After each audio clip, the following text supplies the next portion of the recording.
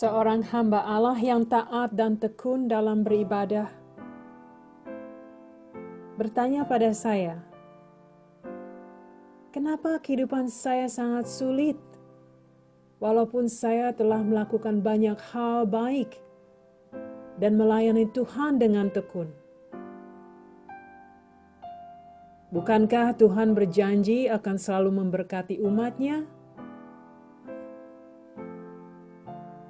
Baru beberapa hari yang lalu, seorang ibu tua yang berusia 84 tahun memberikan Alkitab Injil pada saya, yang dimilikinya sejak dia masih kecil. Dia mengatakan bahwa dia tidak lagi membutuhkan Alkitab itu. Pada saat saya bertanya apakah dia sudah membacanya, dia menjawab, "Ya, tapi hanya sebagian." Saya kira ibu itu memberikannya pada saya karena itu lebih baik daripada dibuang. Waktu saya tanya, apakah dia orang percaya? Dia menjawab, "Saya tidak mau mengakui bahwa saya orang percaya, karena sangat sulit sekali mempercayai Tuhan dengan melihat kesengsaraan yang terjadi di dunia ini." Kemudian dia berkata, "Lihatlah orang-orang Ukraina yang begitu kuat berdoa, meminta pertolongan Tuhan setiap hari.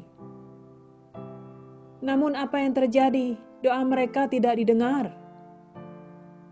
Saudaraku, walaupun hati saya sedih mendengar perkataan ibu itu, namun saya terima Alkitab itu dengan sukacita. Pasti akan saya baca. Karena Alkitab adalah firman suci Tuhan yang membangun iman dan hidup kita, saudara. Ibu itu tidak mengerti akan kemuliaan firman. Saudaraku terkasih, dari kedua percakapan ini, kita bisa menganalisa pandangan tentang Tuhan dari dua individu yang berbeda. Yang satu, walaupun dia mengakui sebagai pengikut Tuhan Yesus, namun dia masih meragukan. Dia masih meragukan kasih-Nya. Yang lain, walau pernah mengerti tentang Yesus, namun tidak memiliki persekutuan dengannya. Mereka belum mengenal Yesus dengan benar. Mereka belum mengenal Yesus sesungguhnya. Kenapa demikian? Karena mereka meragukan kekuasaan dan kasih Tuhan. Saudaraku, Tuhan tidak pernah menjanjikan bahwa hidup di dunia ini akan penuh dengan keindahan tanpa ada tantangan. Namun Dia berjanji akan memberikan kekuatan dan damai sejahtera-Nya pada kita semua melalui kuasa Roh Kudus. Di alam dunia yang fana ini, saudara, dan yang penuh dosa, akan banyak sekali hal-hal yang dilakukan orang yang melanggar firman Allah. Perang yang terjadi di Ukraina dengan Rusia sangatlah menyedihkan. Hal ini diawali oleh seorang pemimpin bangsa yang mengejar ambisi diri, mengintimidasi, menjelajah, dan ingin menunjukkan kekuatannya yang telah menghancurkan kehidupan jutaan orang sekarang dan akan berpengaruh pada generasi selanjutnya. Saudaraku, kekejaman ini adalah dosa. Dosa yang dibenci Tuhan. Dosa yang ada di hati manusia. Dosa yang akan dihukum oleh Tuhan Yesus. Seringkali saya dikuatkan dengan ayat dari Roma 8, 38-39. Pada saat saya mengingat dan memikirkan kesengsaraan hidup di dunia ini, yang berkata, sebab aku yakin bahwa baik maut maupun hidup, baik malaikat-malaikat maupun pemerintah-pemerintah, baik yang ada sekarang maupun yang akan datang, atau kuasa-kuasa, baik yang di atas maupun yang di bawah, ataupun sesuatu makhluk lain, tidak akan dapat memisahkan kita dari kasih Allah yang ada dalam Kristus Yesus Tuhan kita. Saudaraku terkasih, tak ada satupun atau apapun yang dapat memisahkan kita dari kasih Allah selama kita masih tinggal dalam Kristus. Kita harus yakin bahwa Tuhan Allah mengasihi kita sepenuhnya. Bagaimanapun besarnya dan sulitnya tantangan hidup yang kita jalani, kita harus menyadari dan mengerti bahwa Dia memberikan kasih-Nya yang besar bagi kita. Kita pun harus mengerti bahwa Dia berkuasa atas segalanya. Dia berkuasa akan detak jantung kita, saudara. Dia berkuasa atas udara yang kita hirup. Apapun yang terjadi, tidak lepas dari kuasa-Nya. Dalam kesengsaraan hidup yang kita alami, kita akan jauh lebih mengerti kasih Allah dan penghiburannya, saudara. Kita akan lebih mengenal Allah, karena di dalam kesengsaraan, Dia tunjukkan kebesarannya. Dia tunjukkan kasih-Nya pada kita. Saudaraku, tidak ada penderitaan yang melebihi penderitaan Kristus.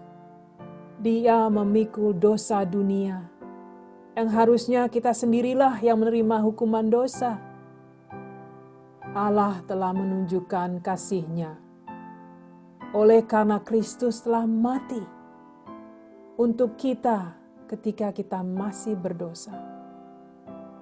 Apabila kita benar-benar mengerti dan yakin tentang hal ini, saudara, maka kita dapat melayani dan menguatkan sesama. Lalu apakah tugas kita sebagai orang-orang percaya? Berdoa dan membantu dengan segala yang kita mampu. Yang paling penting adalah berdoa agar dari segala kesulitan yang terjadi akan lahir kebaikan. Walaupun kadang sulit membayangkannya, saudara. Berdoa agar hanya rencana Allah yang baik yang terpenuhi dan bukan rencana kita sendiri. Sebagian dari saudaraku mungkin berpikir tentang keterbatasan yang saudara miliki. Saudara mungkin berpikir tidak ada yang bisa saudara tawarkan untuk membantu orang lain. Saudara bisa memulai dengan hal yang saudara miliki. Banyak mereka yang menunda sampai dirinya siap untuk melakukan sesuatu. Menunda untuk berdoa untuk orang lain. Menunda untuk melayani orang lain. Bahkan menunda untuk memberitakan kebaikan Tuhan yang terjadi pada hidupnya. Mereka tidak akan pernah siap. Karena semua ini harus diawali dengan iman. Tuhan juga mengaruniai kemampuan pada kita yang bukan hanya untuk diri kita sendiri, namun untuk menjadi berkat untuk orang lain juga. Sekecil apapun yang kita lakukan untuk menyenangkan hati Allah dan membawa kebesaran bagi nama Yesus, sangatlah berharga di hadapan Tuhan, saudara. Setiap dari kita memiliki kedudukan yang sama di hadapan Tuhan. Tidak ada yang lebih tinggi antara satu dengan yang lain. derajat hidup kita sama di mata Allah. Kita adalah orang-orang berdosa yang telah diselamatkan Tuhan. Kita telah menjadi anak-anak Allah, hidup dalam satu tubuh Kristus. Kita telah diberikan kehidupan dalam Kristus. Pada saat kita serahkan hidup kita pada Yesus Kristus sebagai Allah dan Raja, maka saat itulah Roh Kudus memimpin hidup kita. Saat itulah Dia menyiapkan diri kita untuk menjadi pelayan-pelayan Allah dimanapun kita ditempatkan. Tugas utama kita adalah mengabarkan berita kebenaran akan kasih Kristus dalam pimpinan Roh Kudus. Saudaraku, janganlah sekali-sekali saudara bandingkan hidup saudara dengan orang lain, dengan apa yang mereka miliki atau tidak miliki. Masing-masing dari kita telah dipanggil dan ditunjuk untuk tugas tertentu yang tidak bisa dilakukan oleh orang lain. Kembali pada percakapan saya dengan kedua orang tadi, walaupun seorang telah melayani Tuhan dengan segenap hati, bukan berarti dia akan lepas dari tantangan dan kesulitan hidup. Karena banyak sekali hamba-hamba Tuhan yang taat di Ukraina dan Rusia yang sekarang hidupnya menderita. Tuhan menganugerahkan orang-orang percaya berkat rohani yang menguatkan iman. Saudaraku, lakukanlah pekerjaan baik bukan karena hidup kita ingin diberkati, karena Allah telah memberkati hidup kita dengan mengorbankan anaknya yang tunggal, Yesus Kristus. Sehingga kita memiliki hidup dalam Dia. Lakukanlah pekerjaan mulia dengan sukacita, karena rasa cinta kasih kita pada Yesus. Dan bukan karena kita ingin mendapat pujian dari orang lain. Allah Bapa di surga selalu mendengar doa-doa orang percaya. Namun Dia yang memutuskan semuanya sesuai dengan rencananya. Saudaraku, marilah kita gantungkan hidup kita pada Tuhan Yesus. Jangan sekali-sekali meragukan kasih-Nya yang begitu besar. Bagaimanapun beratnya kesengsaraan hidup kita di dunia ini, saudara. Doa saya pagi ini adalah agar pengertian akan kasih-Nya bertumbuh dalam kehidupan rohani kita semua. Sehingga kita akan terus lebih lagi mengasihi Tuhan Yesus Kristus dalam Roh Kudus. Amin, saudaraku terkasih. Tuhan berkati selalu.